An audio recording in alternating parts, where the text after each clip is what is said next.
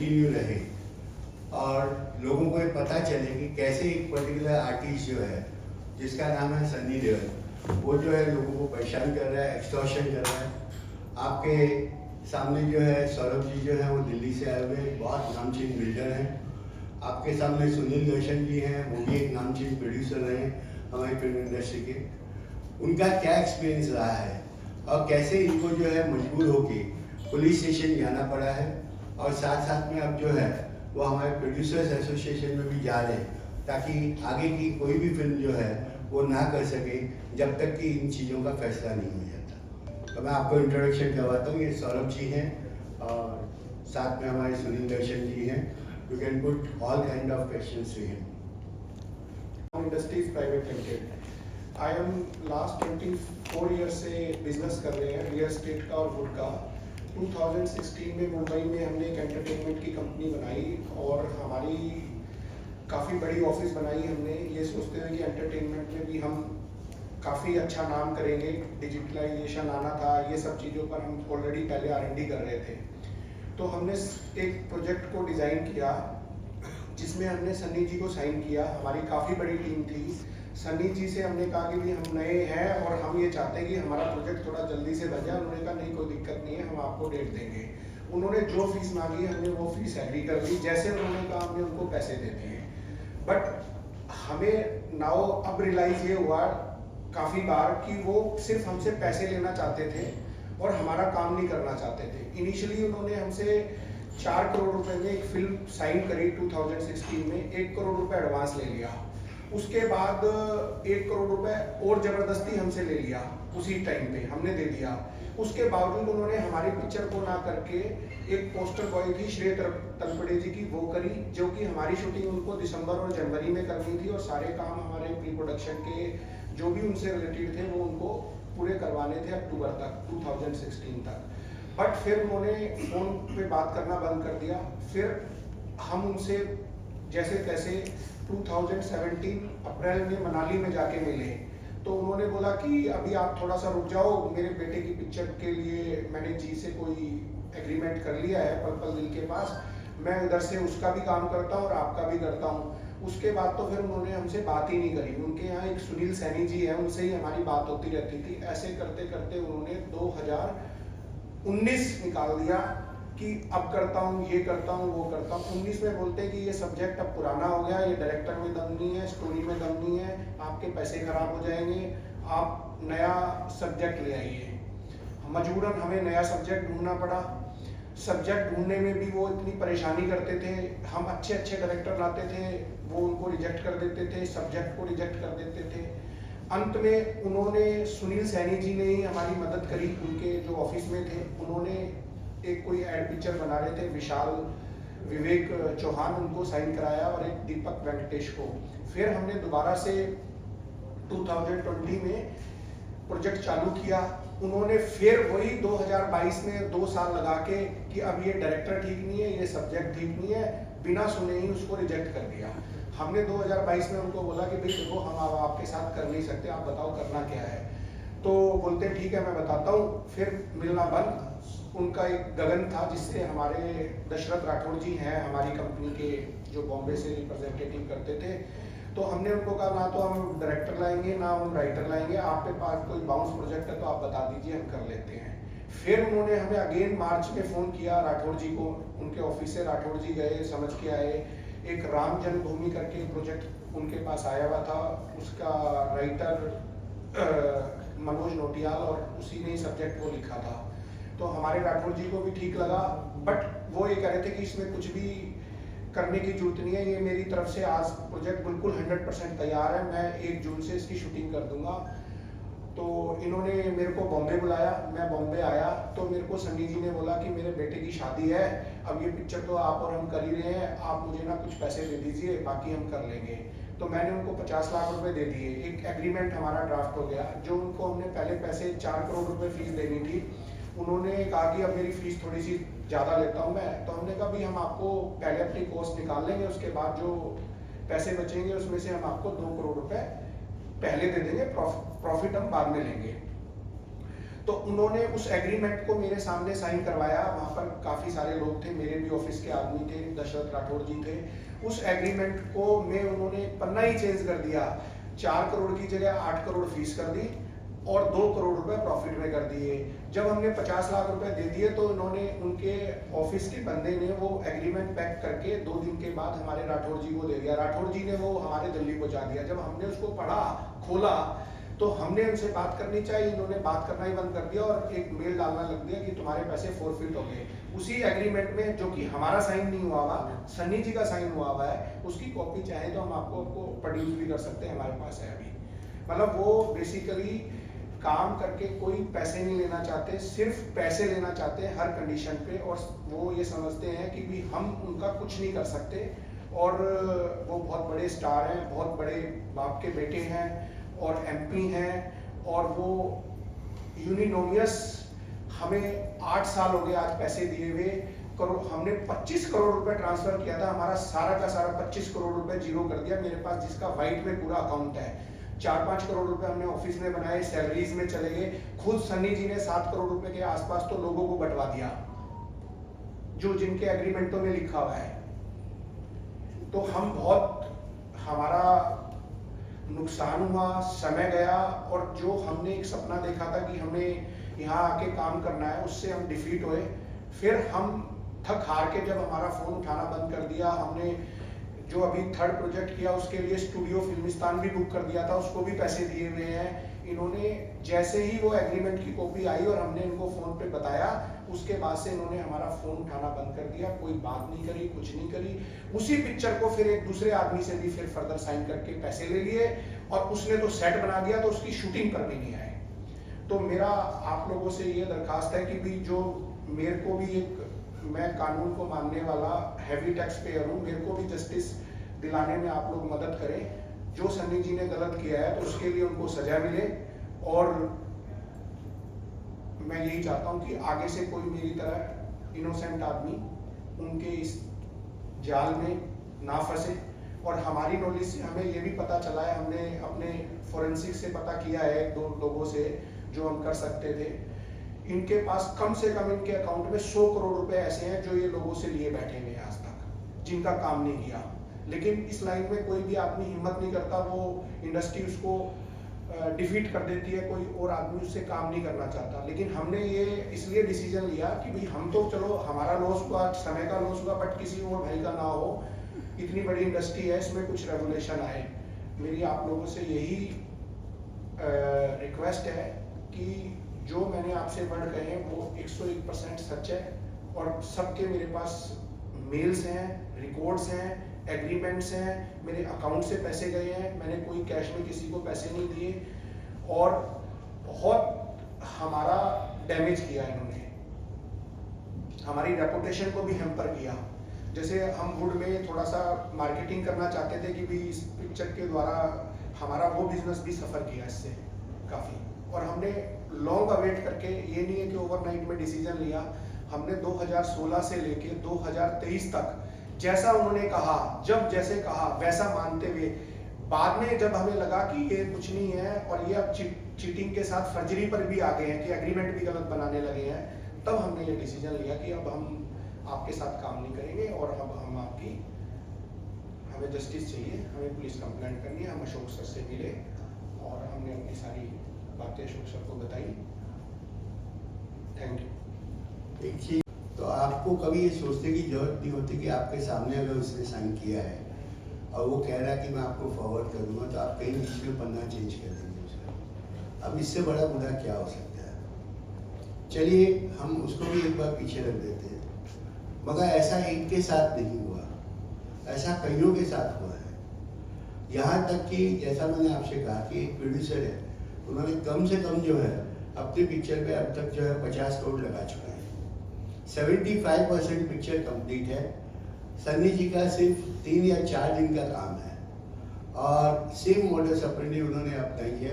और उस प्रोड्यूसर से मेरी बात हुई थी, तो अभी हफ्ते 10 दिन पहले उन्होंने कहा, अशोक जी मेरे पास और कोई रास्ता नहीं है, मैं सुसाइड नोट आपके पास छोड़ के सुसाइड करूँगा।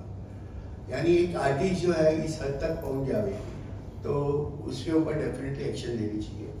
मेरा अपना एक्सपीरियंस बता दूँ, कि जब हम लोगों ने पुलिस स्टेशन में इनके द्वारा कंप्लेंट कराई तो एक बार तो ऑफिसर्स हक्के बक्के रह गए, क्योंकि उस वक्त जो है वो सिटिंग एमपी थे। भाई साहब हम लोग कुछ नहीं कर सकते इसमें, वो एमपी है, हमारे पे कहीं से भी दबाव आ सकता है या हमारे को क्वेश्चन किया जा सकता है।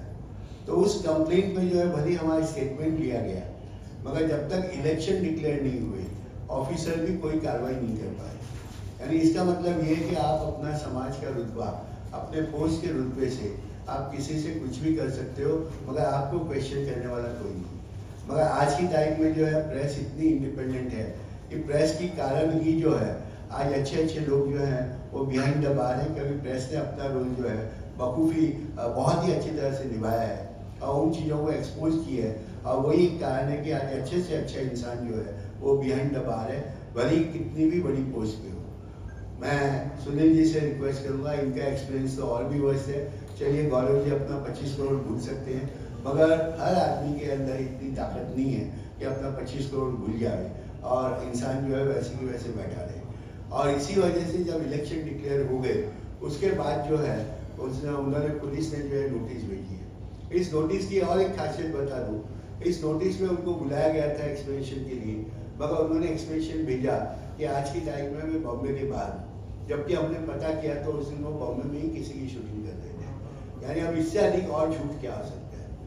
मैं सुनील जी से रिक्वेस्ट करूंगा वो अपना एक्सपीरियंस सुनाए। अशोक सर, आपसे एक सवाल है कि आप काफी बॉलीवुड के काफी बड़े सेलिब्रिटी हो गए। हाँ जी, बॉलीवुड में सर आप काफी बड़े सेलिब्रिटी के पहले कंप्लीट हो जाने दो ना, पहले कंप्लीट। मैं सुनील दर्शन लगभग 40 साल करीब मैं फिल्में बना रहा हूँ और उससे पहले डिस्ट्रीब्यूशन का पैदाइशी इस फिल्म इंडस्ट्री का हूँ। 64 साल का हूँ और 64 साल में से 64 के 64 साल इस फिल्म इंडस्ट्री में बिताए हैं थ्रू जेनरेशंस। हमारा मेरे फादर एक फिल्म प्रोड्यूसर थे पहले, और फिर एक सेंट्रल इंडिया और सर्किट्स के बहुत बड़े डिस्ट्रीब्यूटर रहे और हमारा बहुत बड़ा इक्विपमेंट का बिजनेस भी था यहाँ पे। उस ज़माने में जब इक्विपमेंट्स बहुत रेयर होते थे इंडिया में, अभी तो सब कुछ आप कैमरा शेल्फ से खरीद लेते हो, लेकिन उस ज़माने में 300% ड्यूटी भर के आता था सामान ऑफिशियल। सनी देओल से पहले मिस्टर धर्मेंद्र जी हैं, उनके फादर, उनके साथ भी अच्छे ताल्लुकात रहे। उनकी कई फिल्में हमने डिस्ट्रीब्यूट की, उनसे एक बहुत अच्छे ताल्लुकात हम समझते थे रहे। सनी देओल की पहली फिल्म में सनी देओल, जूही चावला, नसीरुद्दीन शाह वगैरह थे। उसके बाद मैंने खुद डायरेक्ट की अजय, जिसमें सनी देओल और करिश्मा कपूर थे। और 10 साल में जब मैं 10 फिल्में बना सकता था तो मैंने 3 ही फिल्में बना पाया, क्योंकि सनी देओल के साथ काम करता था। और कहीं ना कहीं क्या होता, हम हिंदुस्तानी लोग कम से कम पुराने वाले जो थे, आजकल के लोग एजुकेटेड ज़्यादा हैं, समझदार ज़्यादा हैं, दिमाग से काम लेते हैं, हम लोग दिल से काम लेते थे इस फिल्म इंडस्ट्री में। तो एक एलिजेंस, एक रिलेशनशिप्स, इन चीज़ों की कदर बहुत करते थे। एक दिन मेरे साथ एक बहुत बड़ा फियास्को हुआ, जो मेरी गलती कहो या विश्वास कहो या भरोसा कहो, जो सनी देओल ने मेरे साथ खेला। और मेरे बहुत लंबे चौड़े पैसे, मेरा सारा किस्सा पब्लिक डोमेन में है, तो मैं उसको ज़्यादा इल्यूसिडेट नहीं करना चाहूँगा।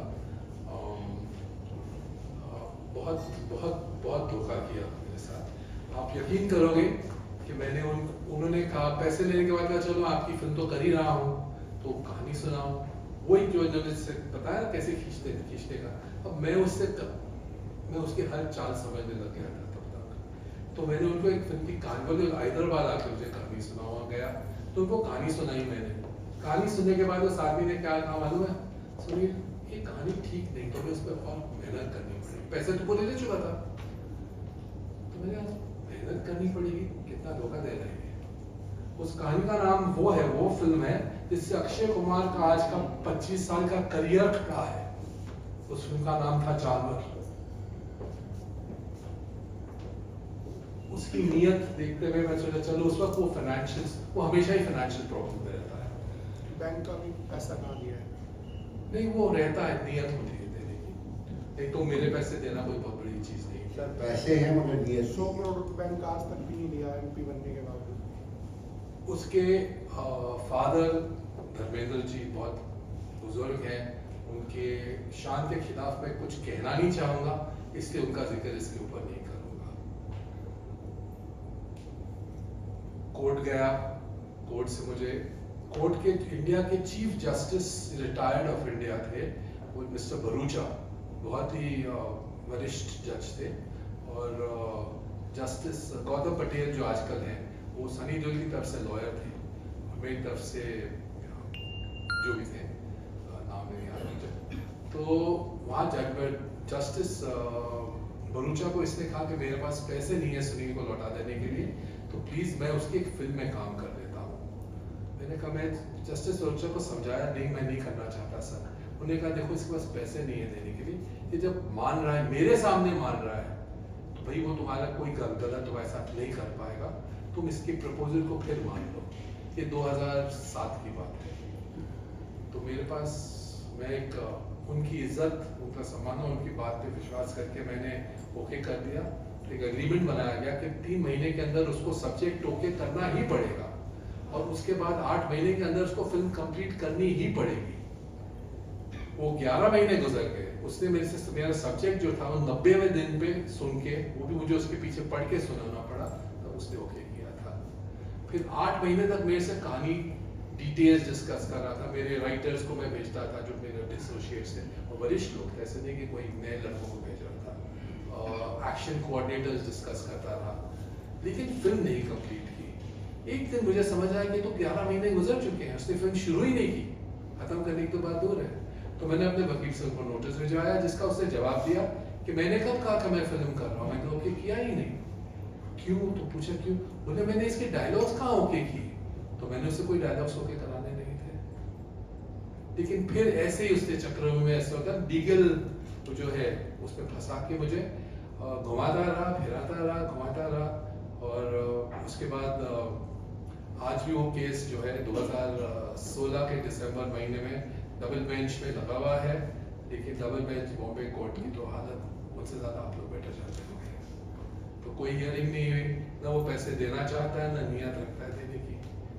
नहीं होते, आदमी समझ सकता है कि you bear with the person. सिर्फ इतना कहना चाहूँगा कि 1996-97 जबकि वो सारे पैसे थे, उससे कुछ 2-4 साल पहले उसके फादर ने एक खंडाला में प्रॉपर्टी खरीदी थी, तो वो भी प्रॉपर्टी की वैल्यू जो थी, जितने पैसे मेरे से लिए थे उससे ज़्यादा नहीं थी, कमी थी।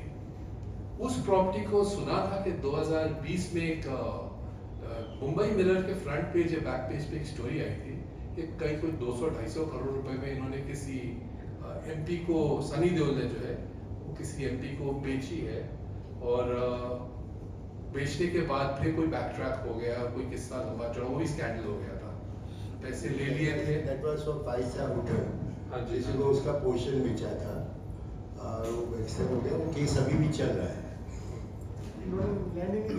लैंड नहीं दी, बैकआउट हो गए, पैसे ले लिए और जमीन नहीं दी, अब बैकआउट हो गए। वो केस अभी भी जहाँ तक मुझे याद है पूना कोर्ट के अंदर पेंडिंग है।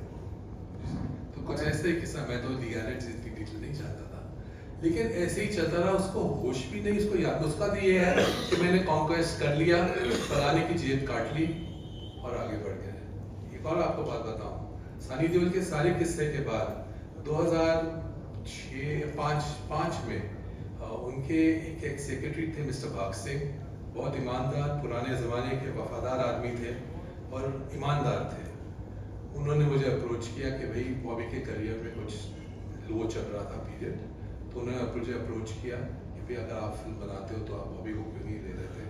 तो मैंने बॉबी को उसके साथ एक कॉन्ट्रैक्ट किया, बॉबी के साथ, जिसमें उसने मेरी फिल्में करनी थी, सेट ऑफ फिल्म्स, और उसका कॉन्ट्रैक्ट का क्लॉज ये था कि जब तक वो मेरी फिल्में खत्म नहीं करेगा कहीं दूसरी जगह काम नहीं कर सकता।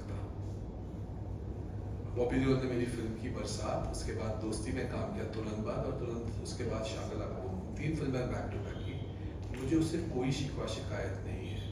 उसने अपने पैसे मांगे, बस इतना कहा था भाई मेरे पैसे मुझे मिल जाने चाहिए, ऐसा नहीं हो कि सनी के पैसे मेरे पे एडजस्ट हो जाए। तो वो पैसे अपने ले गया, मैं वहीं का वहीं रुका हुआ हूँ, कोई जवाब नहीं, कोई कुछ नहीं। फिर मैं आपको कहता हूँ, मैं उसके फादर के बारे में कुछ नहीं बोलना चाहता, वो सीनियर है। तो ये किस्सा जो है, ये मैं तो एक हूँ, और मैं तो फिर भी मैं समझता हूँ काबिल हूँ। कितने लोग हैं जो इनके ऑ में, इनकी वो हेलो में जो है फंस जाते हैं, और अनगिनत लिस्ट है लोगों की। मैं एक गुजराती आदमी को जानता हूँ जो अब अमेरिका इंडिया छोड़ के चला गया, वो इतना डिसइल्यूजन हो गया था यहाँ से।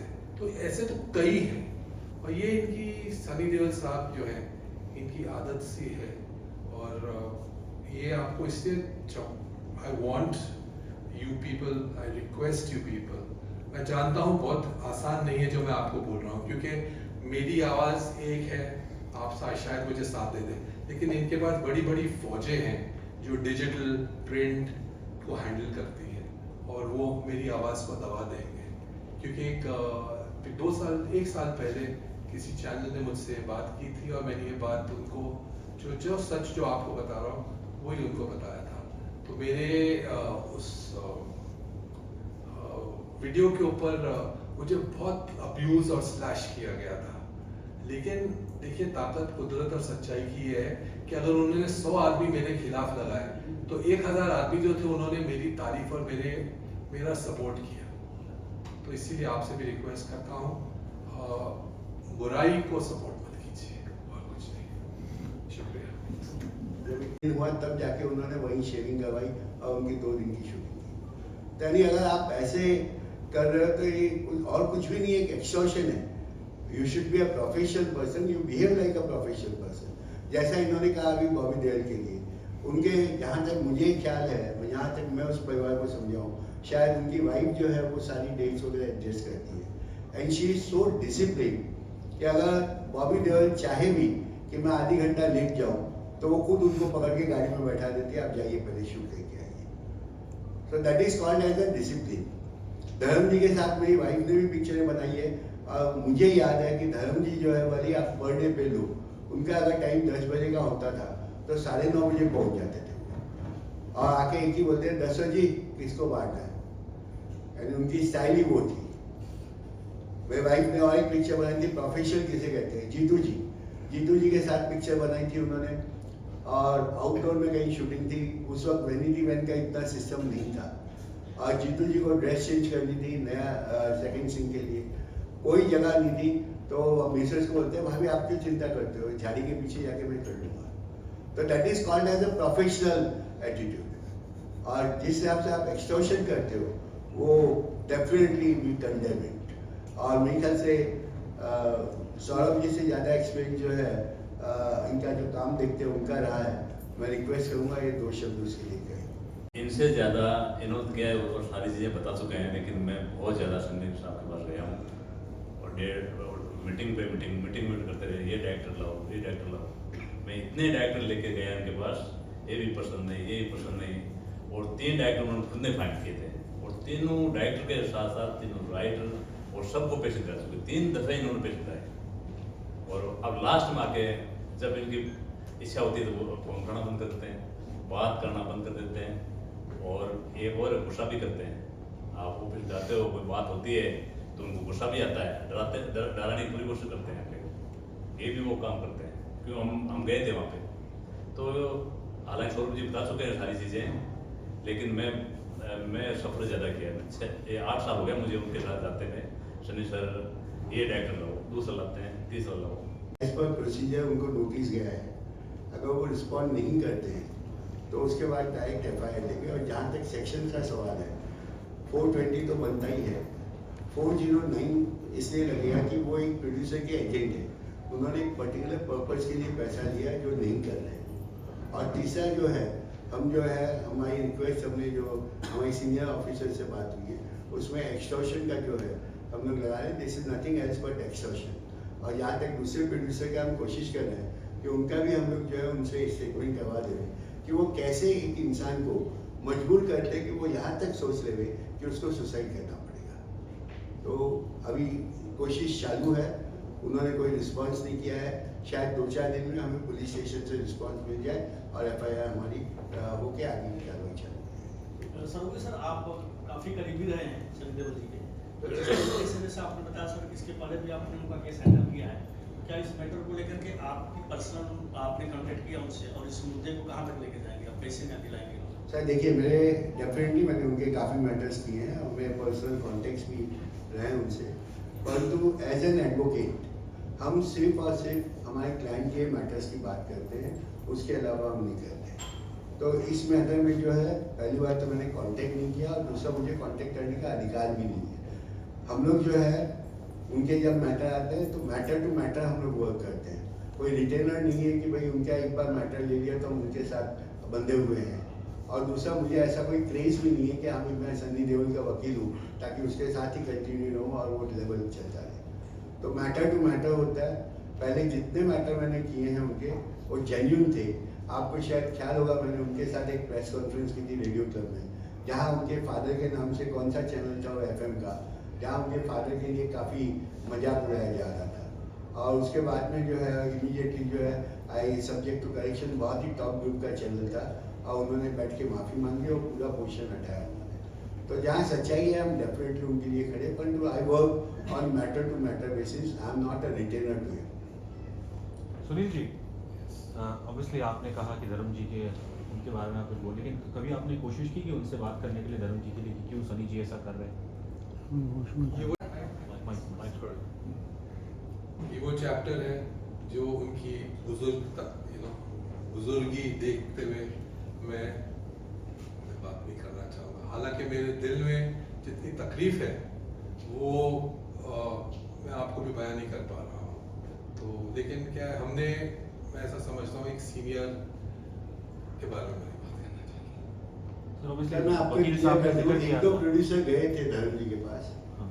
ये बातें लेके। धर्म जी ने अपनी मजबूरी बताई और साथ में ये कहा कि उसका जो भी प्रोफेशनल काम है उसके अंदर मैं कभी इंटरफियर नहीं करता, तो कृपया उसकी बात जो है मेरे सामने मत करिए। सर MP शब्द का जिक्र किया गया, मेरा एक्सपीरियंस वो नहीं है। सर MP शब्द का जिक्र किया गया था क्योंकि अब वो नहीं है, शायद इस बार वो नहीं लड़ रहे। तो इतने साल से जो कुछ नहीं हो रहा था, क्या आपके हिसाब से जो वो क्या अपनी पॉलिटिकल मसल भी कुछ वो फ्लेक्स कर रहे थे इस मैटर में? इस बात पे तो मैं कमेंट किया, MP तो 5 साल ही था ना, 19 से 24, राइट है। लेकिन मेरा किस्सा जो है वो तो 1997 का है। लेकिन उस वक्त MP होनी, ये क्या है, स्टार पावर एक चीज होती है, वो बहुत बड़ी होती है।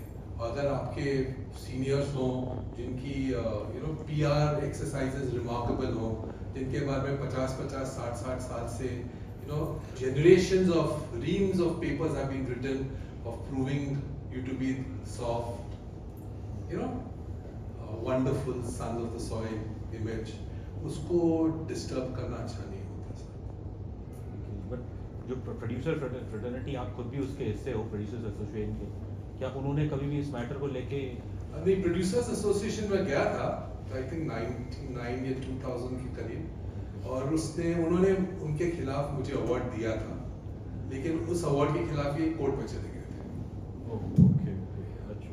क्योंकि वो समझते थे कि तारीफ पे तारीफ लगाना होता है। सुनील जी, मेरा सवाल आपसे है, बॉलीवुड की बात की जाए तो सारा खेल यहाँ पे भरोसे का, विश्वास का है, ट्रस्ट का है।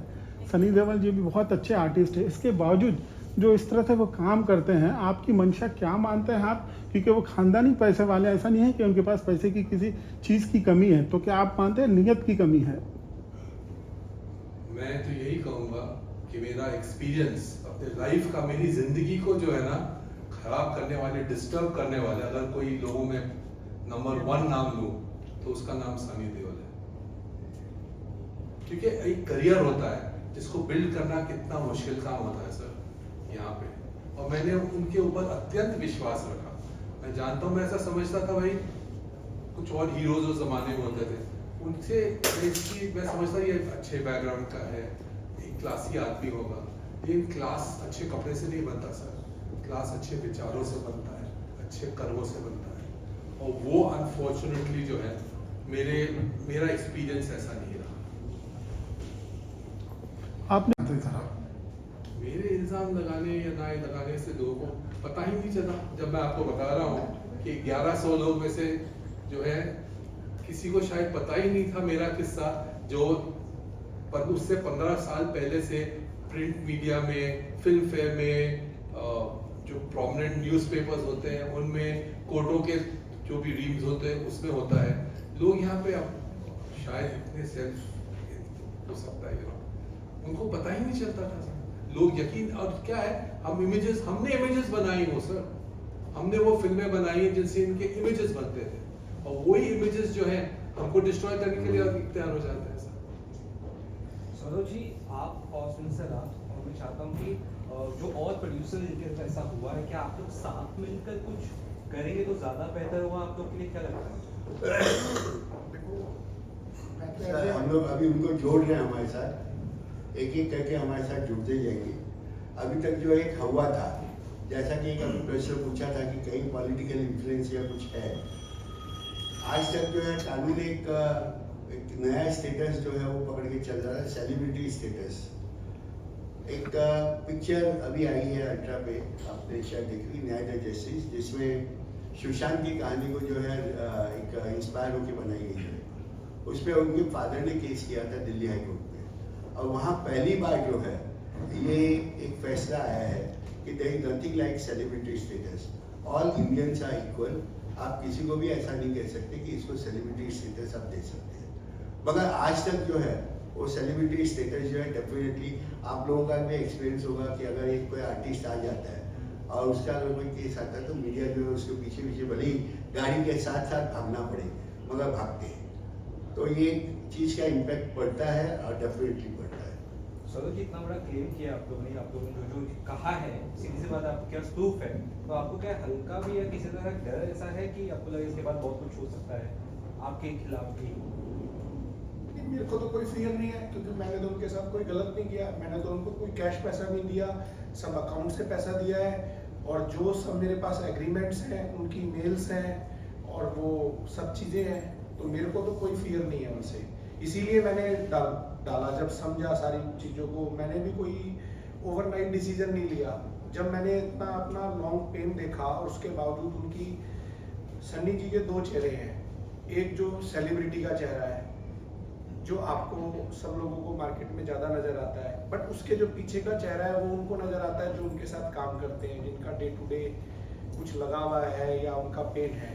उनको ना इजी अर्निंग चाहिए, पैसा चाहिए, कैसे भी आ जाए, कैसे भी उनको पैसा चाहिए, और वो इस बात में कहीं पर भी किसी चीज़ में ये छोड़ने को तैयार नहीं है। अब मान लो यदि उन्होंने मेरा काम नहीं करना था, उनको समझ में नहीं आया, तो उन्होंने मेरा आर्टिस्ट क्यों नहीं किया आज तक? बताइए। हम बिल्डर है, फ्लैट बनाते हैं, हमें कस्टमर कहता है कि मेरे को फ्लैट पसंद नहीं है, हम उसको इंटरेस्ट लगा के पैसे वापस करते हैं ना, या कहते हैं तेरे को प्रॉपर्टी नहीं पसंद है, अपना एक आदमी लगाते हैं सेल्स का, इसका भैया फ्लैट बिकवा दो, घाटा होगा तो हम देंगे, फायदा है तो उसका है। उन्होंने तो नहीं किया आज तक भी। उन्होंने मेल लिखा मुझे, वो तो सिर्फ एक उनकी स्ट्रेटजी है कि एक बहुत बड़ी टीम जो सुनील दर्शन जी ने कहा कि उनके नीचे काम करती है, वो सिर्फ एक तो गैप बना के रखते हैं। यदि उनकी टीम से 10 बार हमारा बंदा मिलता है तो वो कहीं जाके साल भर में एक बार हमसे मिलते हैं, और उस दिन इतना बड़ा लॉलीपॉप देते हैं कि अब तो ये हो जाएगा, तो आदमी सोचता है यार चलो ये हो जाएगा, इतना बड़ा आदमी कह रहा है, मान जाता है। ठीक, कुछ लोग इसलिए चले जाते हैं, जैसे किसी की एज ज़्यादा हो गई, किसी को ये लगता है यार मैंने इनसे पंगा लिया तो मेरी दूसरी वाली पिक्चर में भी दिक्कत आ जाएगी। तो थोड़ा सा ना यहाँ क्या है कि मतलब लाइन ऐसी है, क्योंकि इसमें बंदे को काम करना है, बंदा बैठ गया कुर्सी पे आके और वो काम ना करे, तो प्रोड्यूसर का तो पैसा लग रहा है डेली, उसका तो पर डे के हिसाब से पैसा है। हम इस इंडस्ट्री से नहीं थे, हम ऑर्गेनाइज इंडस्ट्री से काम करते हैं। हमारा सिस्टम वही था कि हमने एग्रीमेंट बनाने हैं, पैसे देने हैं। जैसे सुनील दर्शन जी ने कहा, हमारा कोई उनसे दोस्ती का रिलेशनशिप नहीं है। हमारा दोस्ती हो जाती है, बिजनेस करते करते दोस्त भी बन जाते हैं, बट हम प्रोफेशनल वर्किंग वाले आदमी हैं। हमने अपना पूरा कॉर्पोरेट सिस्टम से उनके साथ काम किया, जो कि उसमें उनका 100% से ऊपर ज़्यादा फेलियर है। मेरे पास सब मेल्स हैं उनकी, कोई वो किसी चीज़ को डिफीट नहीं। अभी उन्होंने एंड में क्या किया, 55 लाख रुपए लेके, उसका एक तरफ तो कह रहे हैं कि मेरा पैसा फोरफिट हो गया, 9 अप्रैल को मेरे को एक जीएसटी का बिल बना के भेज दिया फ्यूचर फिल्म का। बताइए क्या है ये? वो सिर्फ नए आदमियों को, उनको ये पता है कि भी मेरी एक स्टार है, मेरी एक फॉलोइंग है, उसको वो कैश कर रहे हैं पीछे से। कि भी हर आदमी सोचता है यार क्यों इतने बंदे से क्यों बिगाड़े यार, चलो 2-4 साल में काम हो जाएगा, अपना आदमी ये सोच लेता है। बट लेकिन हमारा तो बहुत लंबा पीरियड हो गया, 8 साल हो गया आज। हमने एक प्लॉट बेचा था जब यहाँ पर काम किया था, वो प्लॉट उस टाइम पे 12-12.5 करोड़ का था, और आज की डेट में वो प्लॉट 100 करोड़ का है।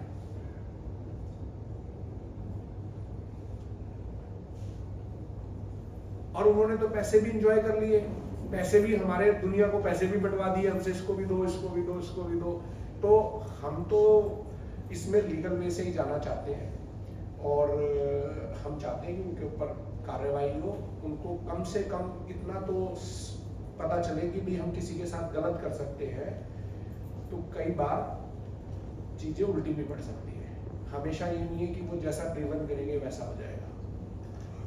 सुनील जी, नहीं हो जाते तब तक सनी देओल के ऊपर एक काइंड ऑफ बैन लगा दिया जाए कि उसको कोई काम ना दे, ऐसा कोई प्रोविजन है? सनी देओल एक अकेला आदमी नहीं है।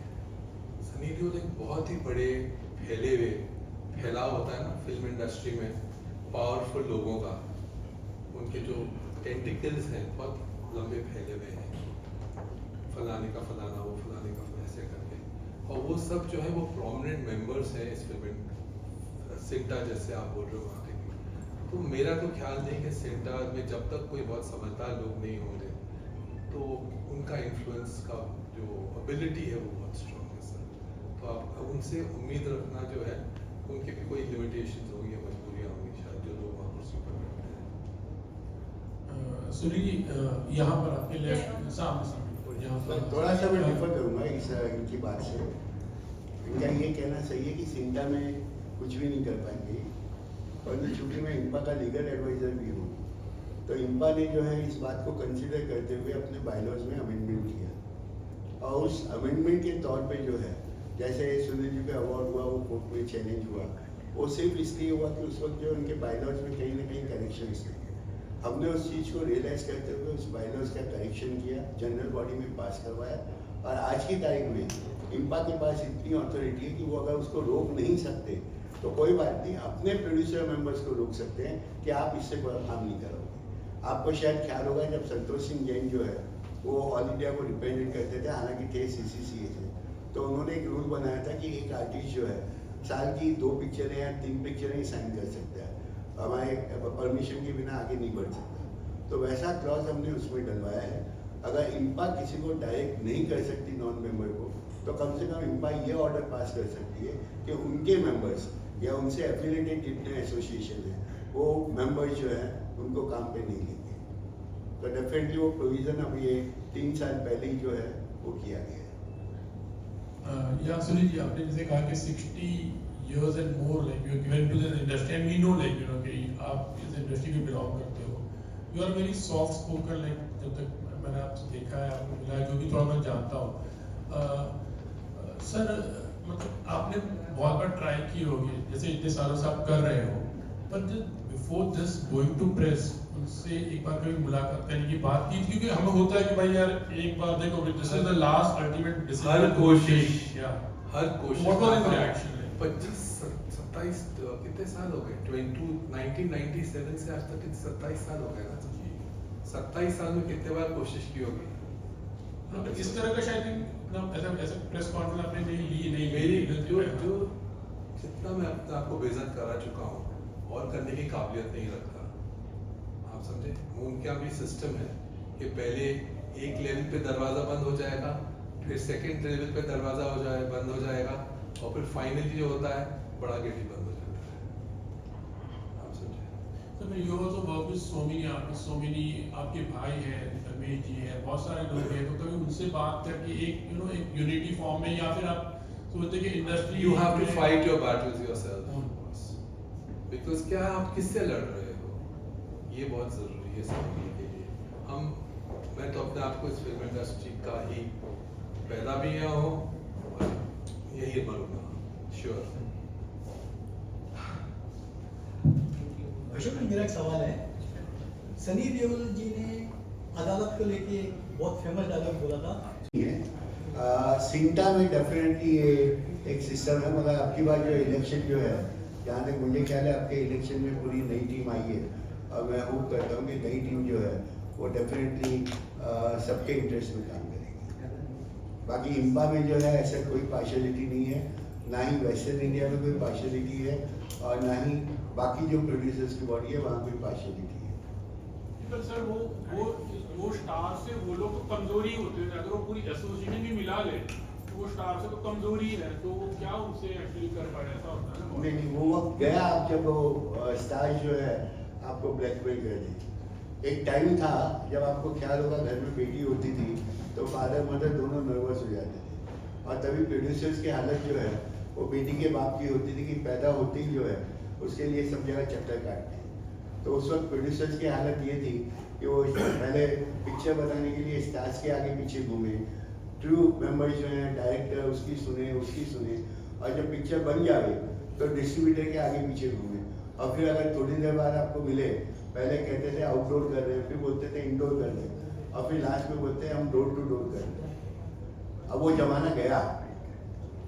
अब प्रोड्यूसर भी जो है जो पैसा लगाते हैं वो डेफिनेटली वो अपने आप को समझ के चलते हैं कि नहीं। और जब से थिएटर आर्टिस्ट जब आ गए इस लाइन में, अभी इलेक्ट्रॉनिक माध्यम के अंदर थिएटर आर्टिस्ट जो आ गए हैं वो इतने डिसिप्लिन है कि कोई हद नहीं हो सकती। सुनील जी, आप सहमत है कि मीडिया का कि छोटे आर्टिस्ट ही बेचारे दबते हैं, बड़े मैं आर्टिस्ट जीता नहीं हूँ लेकिन अभी तक निराश है, उम्मीद है। सर ये पूरा मामला क्रिमिनल मामला है, आप कह रहे हैं